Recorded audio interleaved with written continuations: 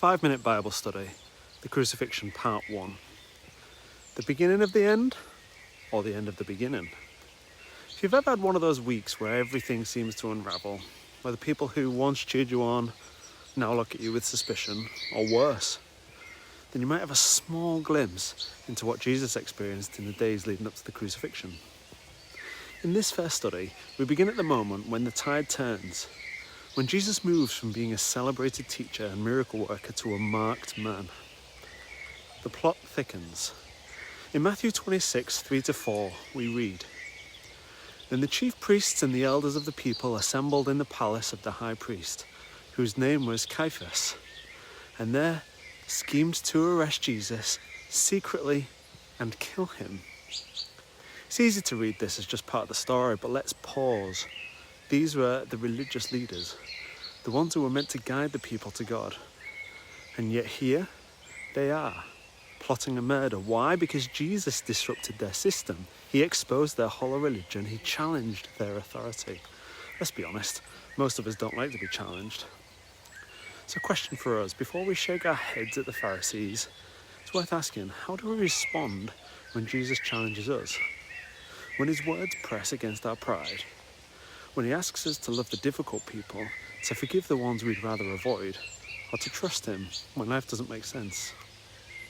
The truth is, Jesus unsettles all of us at some point. The question is whether we respond with humility or self-protection. Meanwhile, in the same chapter, Judas is making a deal. "What are you willing to give me if I deliver him over to you?"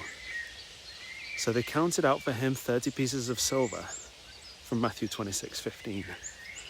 Judas, one of Jesus' closest followers, sells him out for the price of a slave. Again, it's easy to condemn him, but let's pause.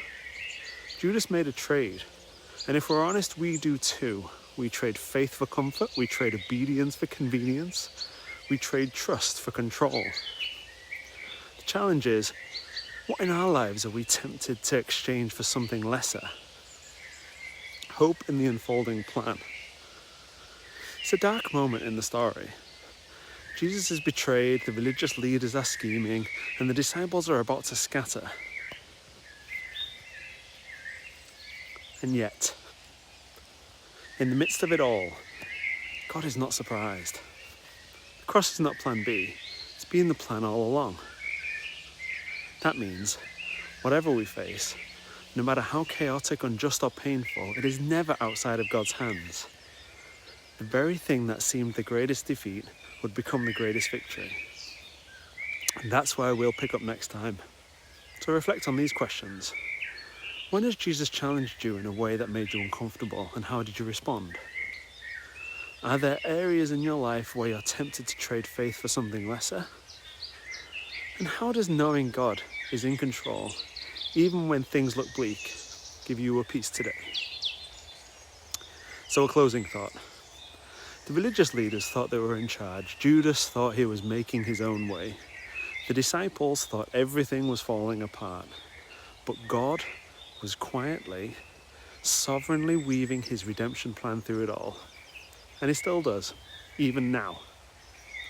So I'll see you next time as we step further into the story.